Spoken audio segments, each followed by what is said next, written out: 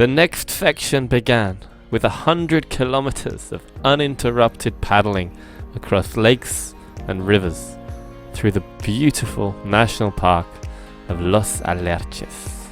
We'd set off early, rising long before sunrise to get ahead of the winds. But the wind never came, and we paddled all day on calm waters with a clear blue sky. The scenery around us was truly stunning, and the water so clear and inviting, perfect for a swim. The river that came next was just something else though. So I'll be quiet for a while and let you enjoy the pictures without interruption.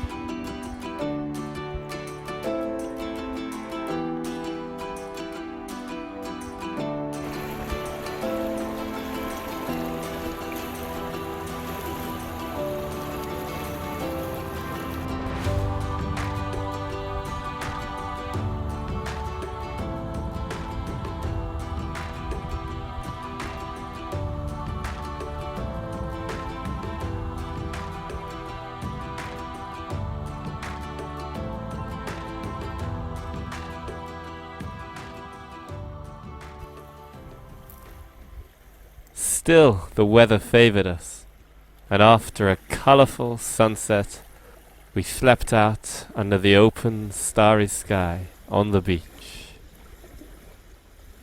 The morning atmosphere is my favorite, especially on the water. You get the feeling that the whole world is still sleeping, but in nature, the animals are going about their own business. And if you're quiet enough, you'll be able to see what they get up to. Now on that morning small river section, we saw a nutria and witnessed all manner of birds going about their business. Some of these birds in armies of great numbers.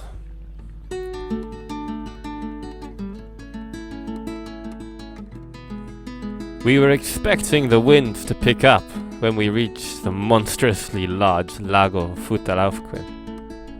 But when we arrived, the waters were dead.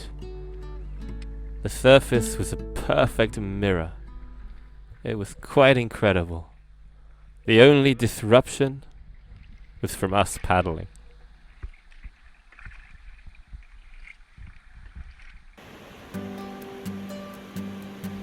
Then came the Rio Futalufu, an isolated section of fast-flowing river with multiple rapids, spanning the gap between the two huge lakes.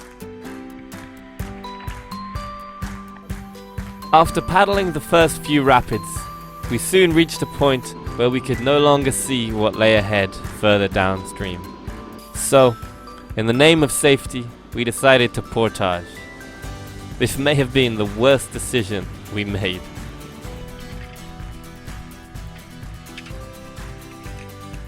The forest was thick, visibility was zero, and the going was slow.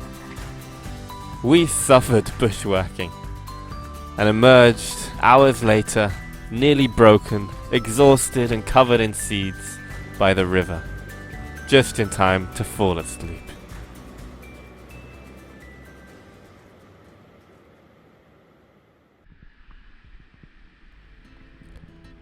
The river continued, and after a few more rapids, it began to mellow. By this point, we were as far from any road or other sign of civilization as possible, the river being the only feasible way to pass through this untamed landscape.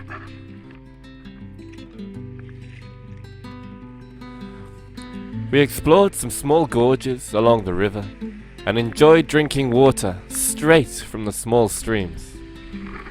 Life can be so simple at times, out in the wilderness.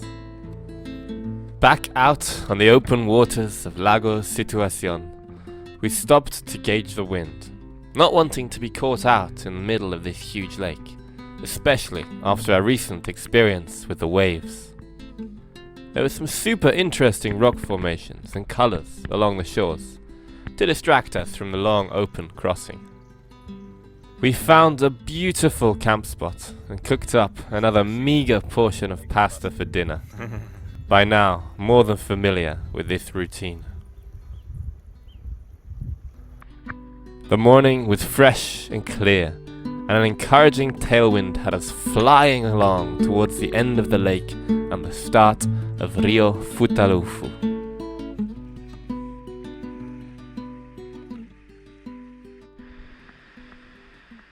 After a short portage, we were on the river, caught in a battle between the wind and the current, as they each struggled to push our little rafts in opposing directions, respectively up and downstream.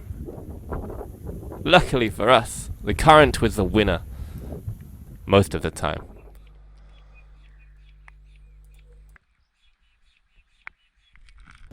We arrived in town to discover that it was the local Chilean rodeo festival, with a competition running all weekend. The rodeo is extremely popular in Chile, and it was amazing to finally see the local horses and their riders in action. The event's copious food was also very exciting.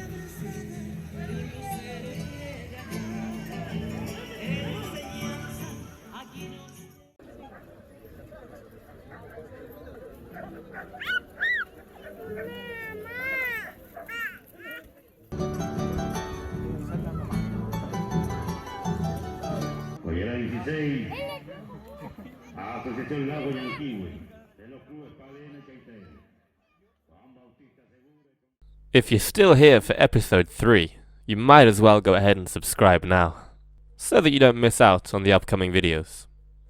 Thanks for watching.